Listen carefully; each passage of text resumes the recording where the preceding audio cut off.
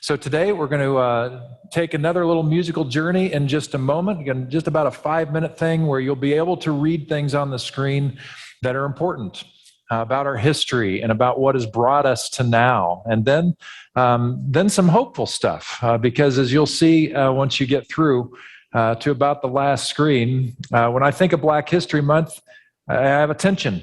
One is I'm reminded of where we've been and things that we can't feel good about. And there's not enough lipstick to make that pig pretty. You know what I mean?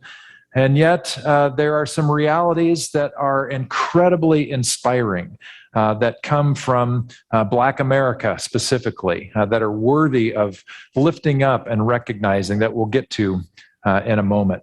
So sit back, relax. You've got some reading to do, so there's going to be a lot on the screens for you to read. I think you'll be able to read it. And two beautiful songs. One comes from the slave tradition itself, which you'll recognize, and the other you may be able to pick up. It's a fanfare on a well-known hymn. So let's do it, Darn.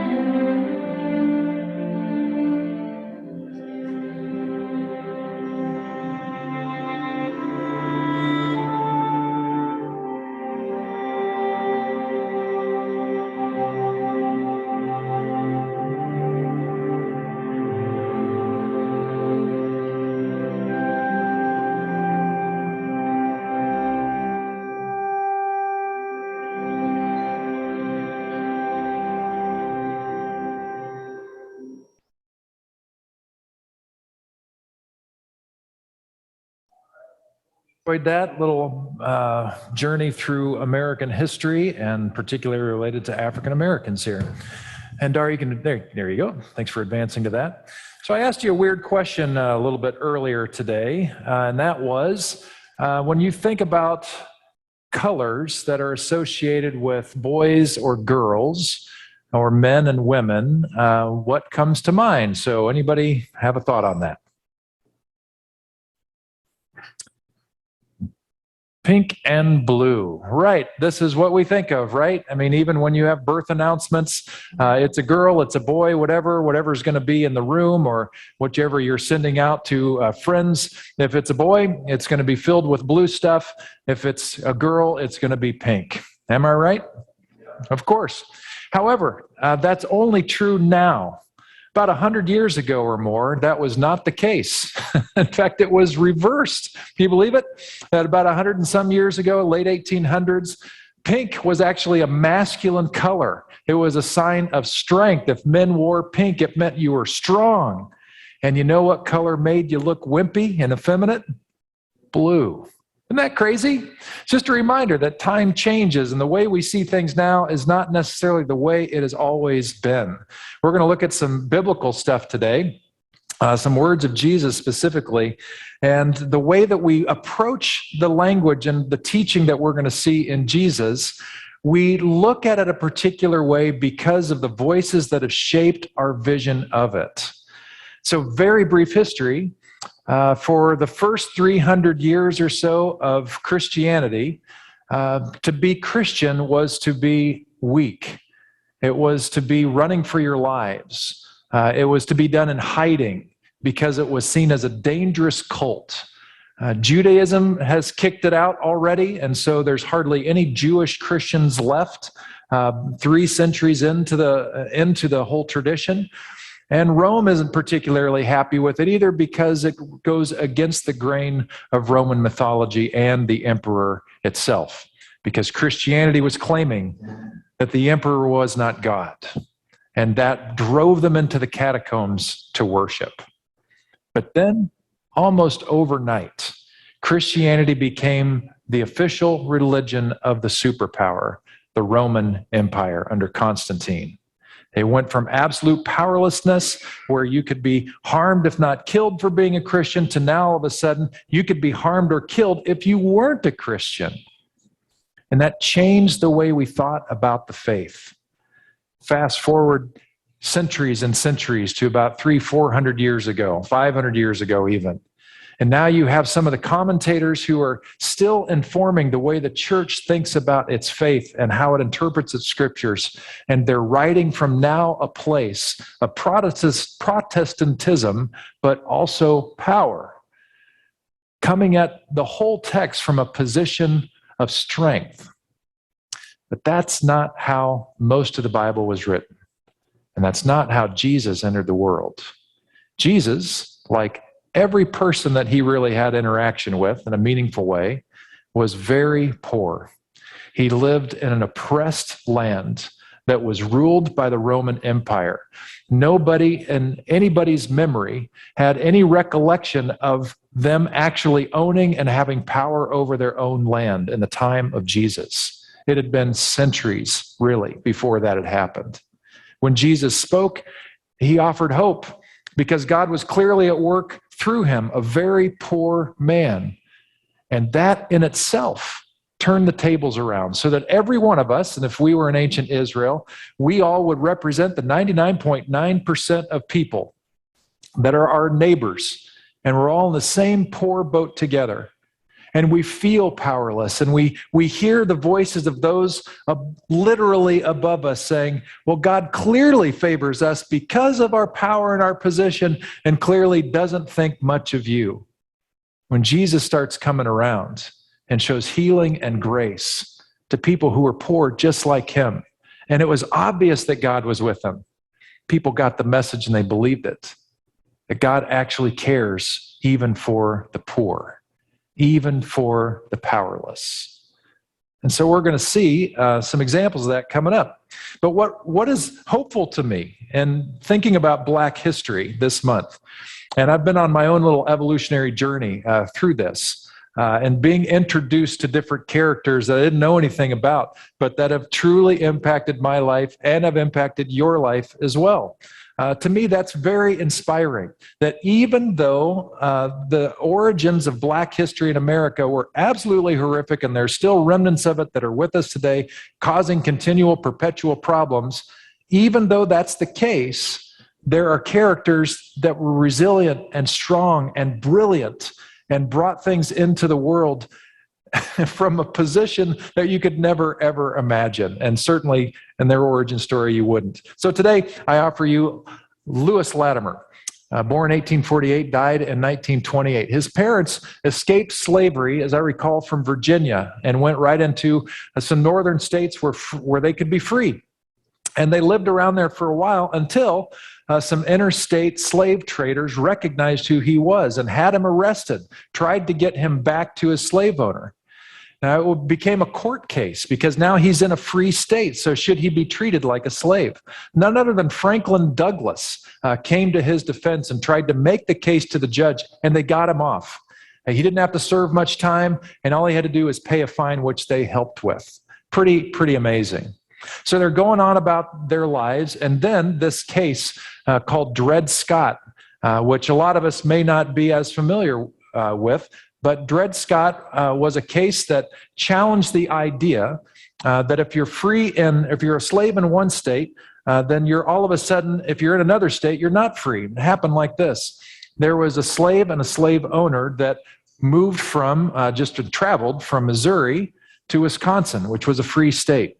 And then they went back to Missouri. The slave sued his slave owner because since he went to Wisconsin where slavery didn't exist, he must have been freed. Therefore, he thought, I have a case to make that I should be free even though I'm back in Missouri. And the case came out like this, where your freedom depended on the state where you started. So the states that were slavery abiding and holding and upholding, if you were from that state, that's the law that you were under. It didn't matter that you went to another state. When Dred Scott came down, Lewis Latimer's father had to make a very difficult decision, knowing that it was a very good chance that he was going to be arrested soon, especially with his profile, and that he'd be taken back. And so to protect his family, he left his family. So now you've got a broken family because of a broken system that's happening in our country. And yet, this Lewis Latimer, he was able to get an apprenticeship in different areas of industry and soon began to find out that he had his own gifts and his own brain power to offer to the table. Every summer, I bet a strong number of you turn on an air conditioner in your home. And those 2 weeks where it's actually hot in Napa, usually in November, right? Did you know that one of the very first air conditioners was patented by Lewis Latimer, an evaporator air conditioner? Some of us might call this a swamp cooler. But he learned through his study in physics that a swamp cooler could actually be very efficient and effective at bringing down the temperature in a room. That's him. Some other things that he brought. If you've ever gone to the bathroom on a moving train, first of all, that's a real bummer. Sorry that you had to experience that. But if you did, you can thank him a little bit that it wasn't worse. Because back in that day when rail was pretty much what you had, it must have been a horrific experience. And he improved it and patented the improvement coming from him, an African American. You've probably heard of Thomas Edison, but you probably haven't heard of some of his rivals. This guy worked for one of his rivals and helped figure out how to mass produce light bulbs. Now in California, you can't buy incandescent bulbs except for very specific circumstances and very specific bulbs. You can't get them anymore, so we're not as familiar with them.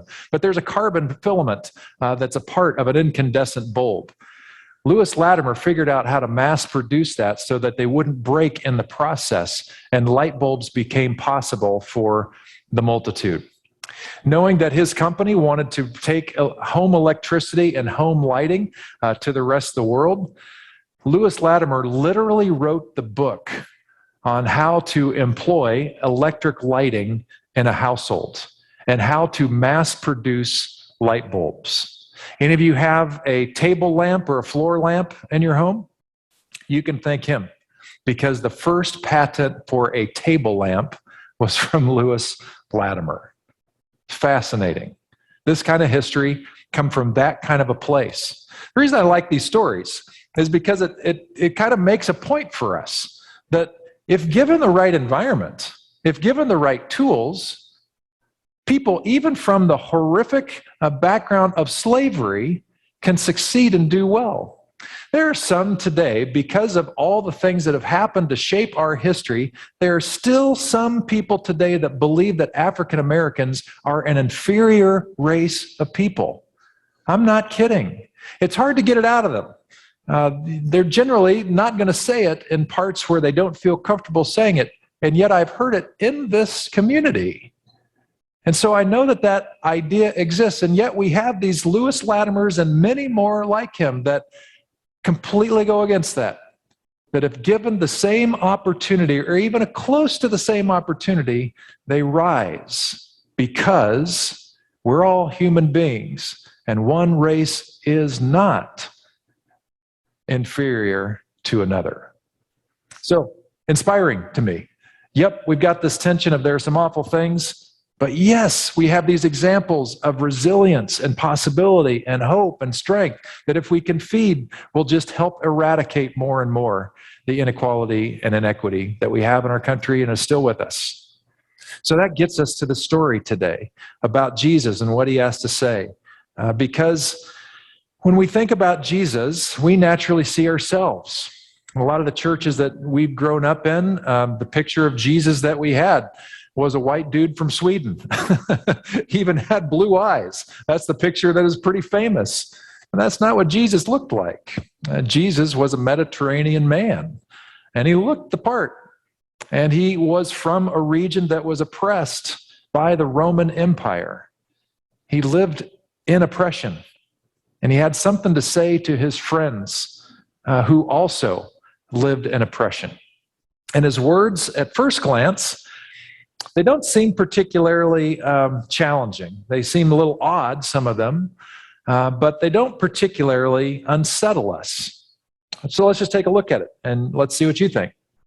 So Jesus says, "You have heard the law that says the punishment must match the injury, an eye for an eye and a tooth for a tooth. But I say, do not resist an evil person. If someone slaps you on the right cheek, offer the other cheek also. If you're sued in court and your shirt is taken from you, give your coat too. If a soldier demands that you carry his gear for a mile, carry it 2 miles. Give to those who ask, and don't turn away from those who want to borrow." And the next passage says, "You've heard the law that says, love your neighbor and hate your enemy. But I say, love your enemies. Pray for those who persecute you. In that way, you'll be acting as true children of your Father in heaven. For he gives his sunlight to both the evil and the good, and he sends rain on the just and the unjust alike." Now, one quick word of note here. He starts both of these passages saying, "You have heard the law that says," and then he follows it up with a, "but I tell you." This tells us that Jesus is challenging the way that things were thought and addressed, an interpretation of the law. Jesus is changing, giving a new interpretation of the law that most people were very familiar with. He's mixing it up. He has a new take on things. More on this loving your enemies stuff. He goes on and says, "If you love only those who love you, what reward is there for that? Even corrupt tax collectors do that much. If you are kind only to your friends, how are you different from anyone else? Even pagans do that. But you are to be perfect, even as your Father in heaven is perfect." All of you Enneagram 1s who are bent on perfection, you just sigh when you hear Jesus say that. "I knew it all along, and I'm so far from perfection. What am I going to do?" Well, good news for you, there's a different word that we need to look at that is actually more appropriate than that word perfect. You know, when we read these things of Jesus, they're pretty familiar to us. Turn the other cheek, go the extra mile. We get that, be generous, love your enemies. It all sounds very nice. And when we read it, my hunch is that for the most of us, in case you've forgotten me teaching on this in previous years, which is why I'm bringing it up again, and we'll bring it up again and again and again, is when we hear this, it just seems like Jesus is saying, hey, be a nice person. That's kind of what I'm telling you to do. Be a nice person. And of course, we should be nice people. But could it be that because of who was reading and studying these passages, that something was missed? Could it be that if the people who were offering commentary on these passages were from a place of power when they wrote it, is it possible that they missed some things that were present in the text that were coming from a position of oppression?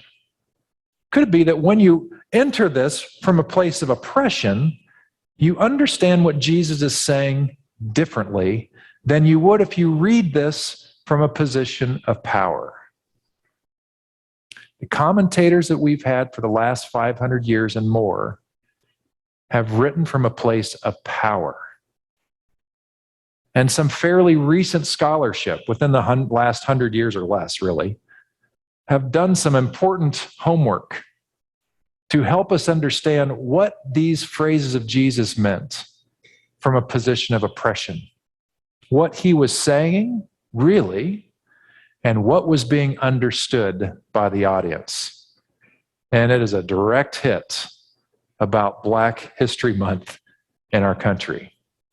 So I just want to walk through these with you. So on the next slide, we're just going to knock these out one by one and help you understand what's going on.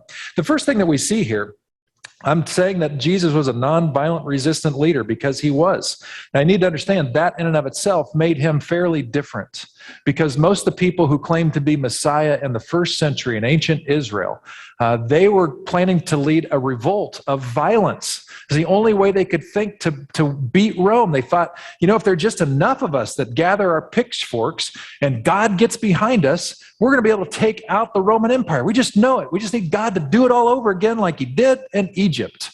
That was the great hope. Who will be faithful enough to pick up your pitchfork and go for it? Violent revolt was the only game in town. That was the only message being said. But Jesus knew that would not work.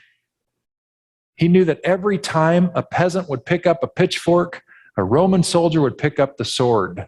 Every time an Israelite would rise up, they would immediately be squashed like bugs by the Roman Empire, who were the military superpower in the world at that time. One of the last uprisings that happened was in the 60s AD.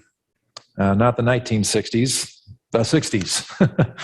And it was after Jesus had died, 30 years after that. The new church was kind of making its way around. Some of the New Testament writings had come online, somewhat being circulated. The stories certainly were. And there was an uprising. And some Jewish people took the city of Jerusalem, the capital city, which was a walled city. And they thought, okay, this is the beginning. We just got to wait for God to make things happen. And there were springs that fed, underground springs that fed Jerusalem, so they could hang in there for a while. They had fresh water and supplies for a while. But the Roman government knew that it was just a matter of time before they started running out of food. And so the Roman Empire surrounded the city of Jerusalem and waited, and waited, and waited, and waited, until the people inside the walls started to starve. At that point, the Jewish men inside the walls asked for a deal. It's not appropriate for the women and children to suffer and die under this. You have no qualm with them, so let us let them out, and this will be between us, menfolk, and you, Roman Empire soldiers. Okay? So Rome agreed. Why should we let the women and children suffer? So they opened the gate. The women and children went out as the husbands and fathers peered over the wall to watch to make sure that this transaction happened.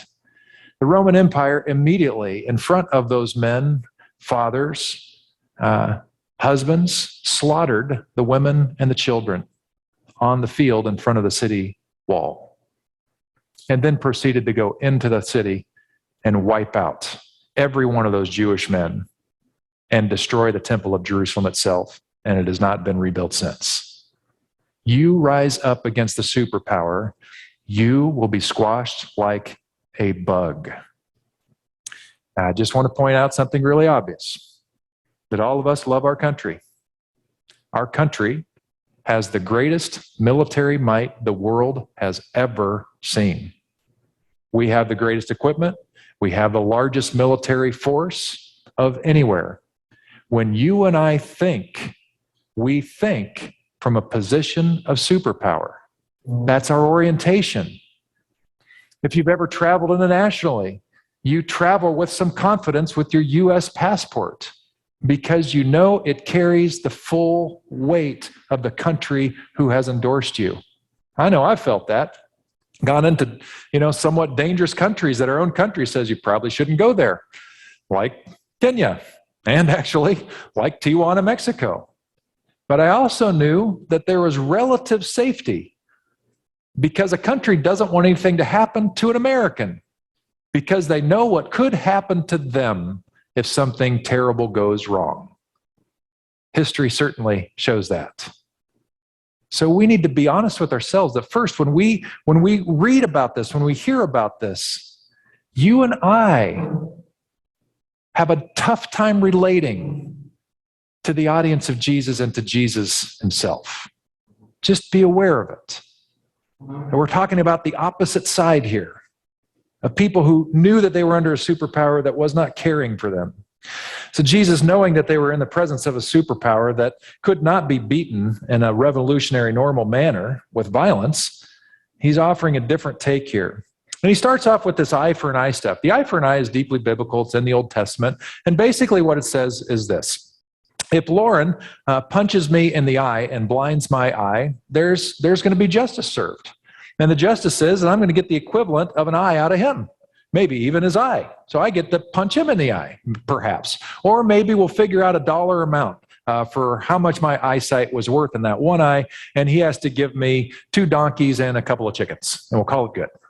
So maybe that's it. So it kind of makes sure that there's equality in justice, but then it also does something else. It makes sure that you don't go beyond that. So it's not an eye for 3 eyes. It's not an eye for 4 eyes. It's not like under the law, I could go to him and say, well, you just took my eye out, so I'm going to take your eye, and I'm going to take 3 donkeys and 4 chickens. The law would not allow for that. That's what the eye for an eye thing is all about. Equal justice under the law.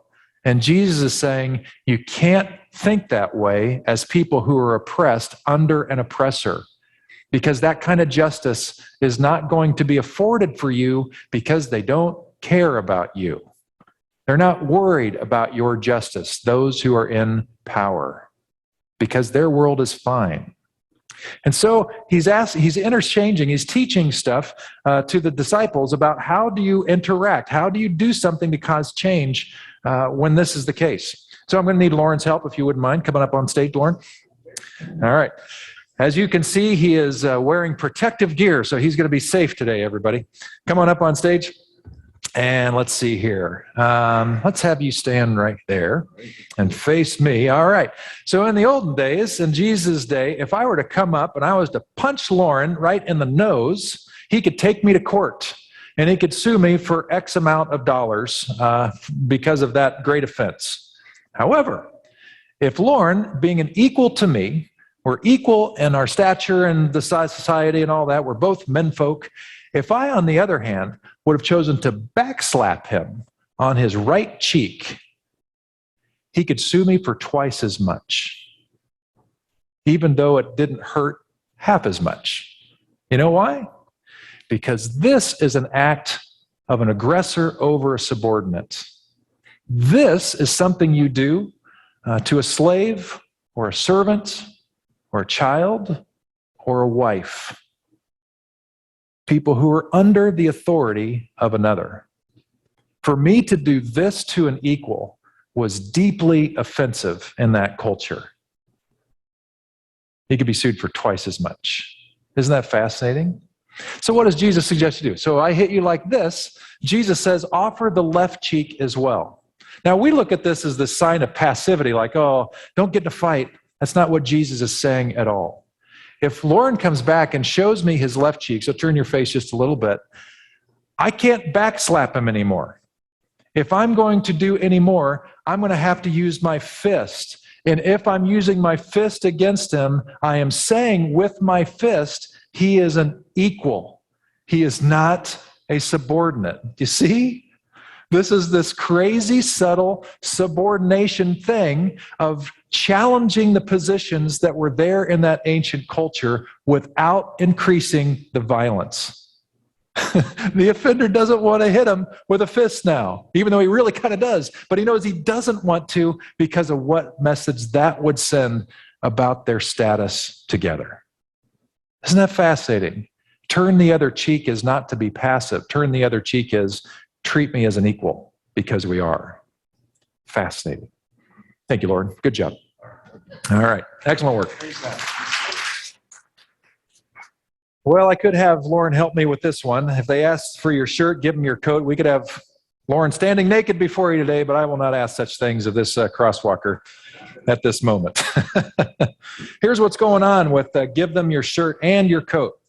So remember, we're talking about extremely poor people.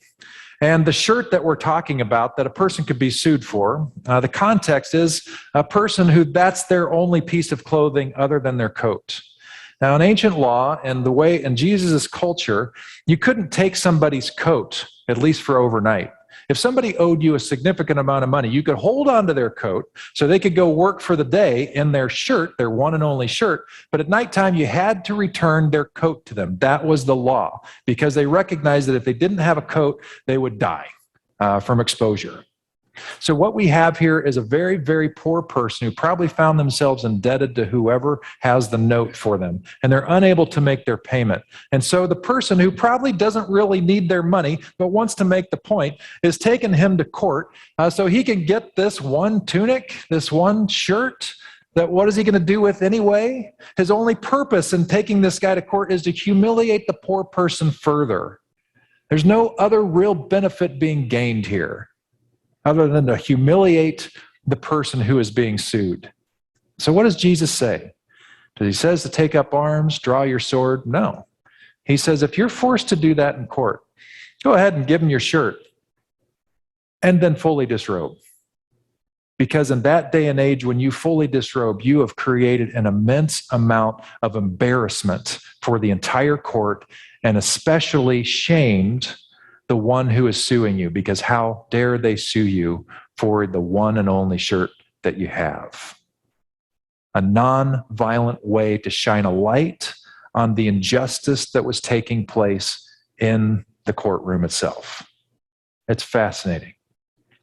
When we get to this go the extra mile, that's even a tagline for a gas station. You ever seen that? Bought a cup of soda or whatever, and right on their cups, all their cups, go the extra mile or just the extra mile. And we take this to mean, oh, well, the thing to do is to, be a nice person, go the extra mile. If a soldier wants you to carry his stuff, well, just go the extra mile because you're such a nice person. That's what Jesus must be talking about. Well, no, he's not. By law, Roman soldiers could enforce any Jewish person to carry their pack, their heavy pack, for 1 mile and not one step further. There was no way around that. There was no resisting that. So Jesus does not suggest to put up a fight when he's wanting to throw his pack on you. Jesus is saying something else. He's saying, okay, go ahead and take the pack for that first mile. And when you get to the end of the first mile, keep carrying the pack for another mile or more. And the reason Jesus wants and suggests this is because he knows that eventually they're going to run into a commanding officer. And the commanding officer is going to see this guy and just check in. How long have you been carrying this guy's pack? Or maybe the Jewish person themselves says, hey, I thought the law was that we're only supposed to carry for 1 mile. I've been carrying this thing for 2-3 miles now. Immediately the power is shifted. And this bully, the Roman soldier who forced you to carry their pack, now has to answer to authority himself. And he is in an awkward position. It is a turning the tables on the problem. It is bringing a light onto the injustice that was pushed on the people of oppression. Does that make sense? Not being a nice guy, shining a light on what needs to be challenged. When he talks about give to those in need with generosity, he's realizing that the people who have money are dealing with extremely poor people. And just asking them, if you have something, if you have food to eat, share it with people who don't have food to eat. And don't charge them interest on it because they can't pay it. Have compassion on the people that are around you that need help, and just do it. That's easy enough. Love your enemies. This actually was quite bold and was counterintuitive. It was not the way Jewish people used to think. In fact, if you do some study on the culture that Jesus lived in, the prevailing view of love your enemies was love your enemies if they're Jewish. But if they're not Jewish, don't love them, because that's a different category of enemy altogether. When Jesus uses this phrase, loving your enemies, he's not talking about just fellow Jewish people. He's talking about all people. That's the context that Jesus is talking about, and that's why it was revolutionary. Now, why is he saying that? Because the peace that Jesus is after is not a temporary peace that is brought about by force, but Jesus is after a depth of peace called shalom, which is where real peace happens. And we see this kind of dynamic, the differences between kinds of peace and a very small scale and very large scales. We see it happen in relationships between friends or lovers. Conflict happens, and sometimes one of the partners, that can be male or female really, will raise their voice, raise themselves in authority over the other to intimidate the other one to be quiet. And the lesson learned for the one who chose to sit with that is don't raise your voice again, don't challenge again, or you're going to get more where that came from. You're going to get yelled at, you're going to get mean things said, all of that. That happens all the time. Now, in a sense, peace has been created because there's no more fighting, because the person who just got yelled at decided, okay, this is not worth it anymore. And the person who is feeling uncomfortable has also learned, don't bring it up anymore, because you're walking on eggshells, and that's okay, because it's better than the alternative. That happens all the time. In other situations in peace, we understand this was how Rome said, we come in peace. That was their thing. But the peace of Rome came with a really, really, really big military presence. A really, really, really big military presence will keep people down, but it will not create peace. It will keep conflict down, but it will not treat the undercurrents that bring the conflict to bear. Jesus understands that if true peace is going to happen, it requires a heart change. It requires a vision change for how we even see people. And so long as we see the other as different, as less than, unworthy of respect or love, we will treat them accordingly. This actually is a strategy that's been employed in horrific ways. In Nazi Germany, the way they got away with eradicating millions of Jewish people is they started the campaign, the propaganda campaign, saying Jewish people are not to be trusted, they are less than human, they're certainly less than German. And because they had enough people buy into the propaganda, the lie that that was true, it became easier and easier for everybody to be okay with just dismissing the world of these horrible, horrible people who are really less than human. And so they were able to take human beings and do horrific things to them and kill them, and that's called the Holocaust. It was a strategy. In the United States, we did the same thing, and not just in the United States. This is happening in Europe, and then definitely made it to the United States, where when it came to African people, we looked at them as less than human. This was part of the rhetoric. It's part of the theology that helped us do this in the first place. And it wasn't just in America. It was happening all over Europe. You can read all about that in some articles that I've kicked out to you. But this thing was the reality there. But what happens when we do that? When we say that the other person is not quite human, it gives us the right to treat them in inhuman ways, and we do. Crazy thing happened in the United States during World War II. We had several POW camps for Germans in the United States. There was one in South Dakota, there were some in the Deep South, and these German POWs who were on American soil, they enjoyed relative freedom. There are even stories about how they would be let out of their camp and go help with people's gardening. They would teach in schools. They eventually assimilated into our own culture.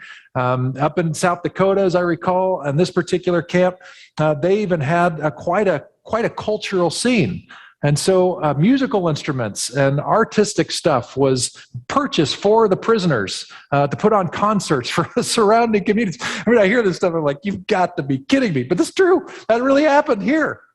Now, meanwhile, Japanese United States citizens 80 years ago were interred, were taken from their homes as U.S. citizens and taken out in the middle of nowhere where they had to wait it out in abject poverty while they were there.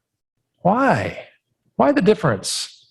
Why do we treat one group who have citizenship in the United States and we cart them away, and yet another group, which are clearly enemies or fighting against us, we bring them over and treat them so well? Well, it's because one of them looked like the majority of Americans and one of them did not. When we distinguish as other, we very easily go to the next place of treating them like other, and often in very inhuman ways. Jesus was being as profound then as he is today. What does it mean for us to dehumanize someone? And if we dehumanize anyone, what does that really mean about God for us? If God decides by our calculations who is worthy of love, and who the heck are we to suggest that we are the ones who should be the special recipients of the favor and love of God over someone else? This is why Jesus' word was so penetrating for his original audience. He's saying, no, if you really believe the love of God is the love of God for every single human being on this planet, how does that play out for you? How are you seeing with eyes of love? The final thing here, really, we need to get rid of the word perfect, because he said, be perfect like your heavenly Father is perfect. This original language, it comes from the Greek word and can be translated in multiple ways. Remember, the Bible is not written in English. And this particular word Paul uses in some of his letters, uses it multiple times. But the word Paul uses when he uses the same root Greek word is mature. And that's probably a better word for this particular passage. So Jesus is not saying you must be perfect, which is absolutely impossible. But he can say to us, grow up, become mature in who you are as a human being walking with God. When I see all these things, I see a very different picture of Jesus, one that I would never have thought about because of my position in life and who I am and how I've been raised. I've been in middle class my entire life. I've been mostly around people who look like me my entire life, with a few exceptions here and there. That's my worldview. That's the worldview of my family. They wouldn't know otherwise. They wouldn't know to ask certain questions. They wouldn't know to notice certain things because it hasn't affected us.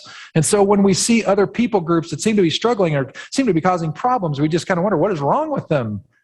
And rather than get to a blaming kind of a state, maybe people like me need to ask more questions like, what are the undercurrents? What are the things that exist that are still with us that maybe need to be looked at? Because as I see Jesus, as I read him, he's saying, these are things that we need to do to say, there's a problem here that we need to understand more fully. And I got a great example of this from my own family history. My dad was a pastor, and the churches that we grew up in, that I grew up in, weren't terribly diverse. We had some Laotian refugees in our Prairie Village, Kansas, suburb of Kansas City, church that we helped bring over, and that was about as much diversity as there. Wasn't much more than that. I had some Asian Americans there. They were good friends. But I asked my dad about his previous church before that, which was in Topeka, Kansas. Topeka, Kansas is where Brown versus the Board of Education went down. And that ruling actually is complicated. Trying to do a good thing messed up another thing. But I was wondering from my dad, who was a pastor there in the mid-'60s, I wondered, hey, what was it like being a pastor in Topeka, Kansas, in the middle of the civil rights movement, in the epicenter of a major court ruling? And my dad said, which is, I'm not slighting him in the least, I'm just using this as an example to prove my point. He said, I didn't really hear much about it. So I hear that the church really didn't talk about it all that much. Why? Because they were white. Because it didn't affect them. They weren't really thinking about it. It wasn't their problem. I wonder if we can hear Jesus as one who is speaking from a very different perspective. The next slide, and I know this is uncomfortable stuff. I don't really like teaching about it, even though I think I need to, because this is what Jesus is saying to us. But Jesus' instruction was to be actively engaged in shining a light on injustice and nonviolent ways. And so I asked some questions. What does this mean for people of faith following in Jesus' footsteps? What injustices are we aware of? And what injustices are we willfully ignorant about? That we just don't really care or don't really want to know. And what are we doing to foster change? We need to shine a light on stuff. One of the most painful lights to shine is on ourselves. The church has this reputation that is slowly eroding of a place where you don't show your true colors. That used to be the thing. You dress up super nice to hide the pain and the struggle that you were going through and to honor God. I get that. But the church was the last place where you would be vulnerable. Church was a place where you had to put on your Sunday face and make the best of it. That's starting to change. It's starting to change, but not fast enough. Because as long as we tell ourselves there's no problem here, problems aren't going to get fixed. Problems aren't going to get addressed in here, let alone anywhere else. Jesus is a radical teacher. A radical teacher. Do we have eyes to see? Lewis Latimer is the guy who invented the household lamp to shine a light for us to see easier. Isn't it ironic that the one who gave us the light in our homes is the one who may be less welcome in our homes, is the one whose light we don't really want to see shining in different things and complex problems? I don't want to make you uncomfortable, even though I know this is very uncomfortable. I take no joy in that, but I hope beyond the uncomfortability, I hope you'll ask some questions like, man, what do I do with this Jesus who is speaking from a different perspective and who's challenging us to think in different ways? What do we do with that? And what does it mean if we claim to follow him? So with that, let's pray together. So just ask for you to be still for a moment.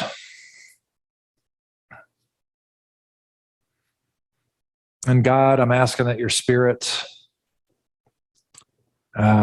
just help us identify one or two takeaways from today, even if that takeaway is, I kind of hate Pastor Pete right now. That's okay. Even if that takeaway is, I kind of hate this subject. Or maybe it's a particular thing that Jesus taught about. I don't know. But God, I'm just asking you to help us just to identify one or two.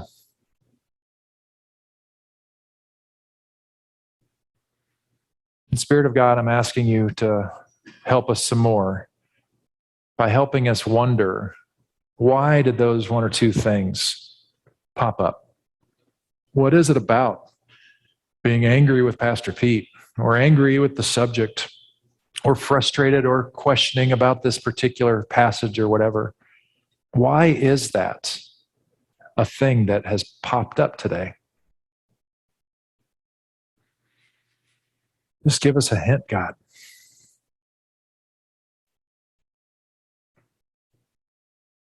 And finally, Spirit of God, who knows us so well, where there is no corner of darkness in our lives, who loves us anyway.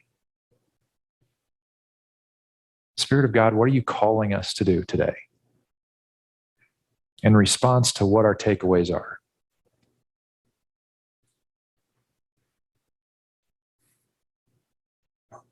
I don't know what that nudge would be, but I know to a person, God, that what that nudge is very specific to us. And I pray, God, that we will have the courage and the faith in you enough, you who love us, to move forward with you. To that end, we repeat this prayer and say together, be on the screen, you can open your eyes, a rendition of the Lord's Prayer, crafted by Jim Cotter. Let's say it out loud together. Eternal Spirit, earth maker, pain bearer, life giver, source of all this is and that shall be, Father and Mother of us all, loving God in whom is heaven.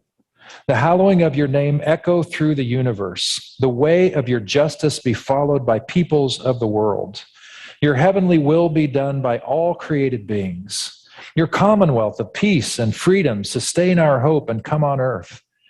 With the bread we need for today, feed us. And the hurts we absorb from one another, forgive us. In times of temptation and test, strengthen us. From trials too great to endure, spare us. From the grip of all that is evil, free us. For you reign in the glory of the power that is love, now and forever. Amen. If you're in a particular studious mood, the academic work behind this stuff that I've given you today is in my blog. I actually give you the source from a guy who wrote a book it's called If Jesus is Lord. And he gives you the footnotes for the academic scholars that provide all this information, which I shared for you today. It's a 13-page blog post, so I hope you enjoy that. If you have trouble sleeping, it's there for you. But the scholarship and the academics is legit, and I hope it's helpful. All right, thanks for coming. See you next week.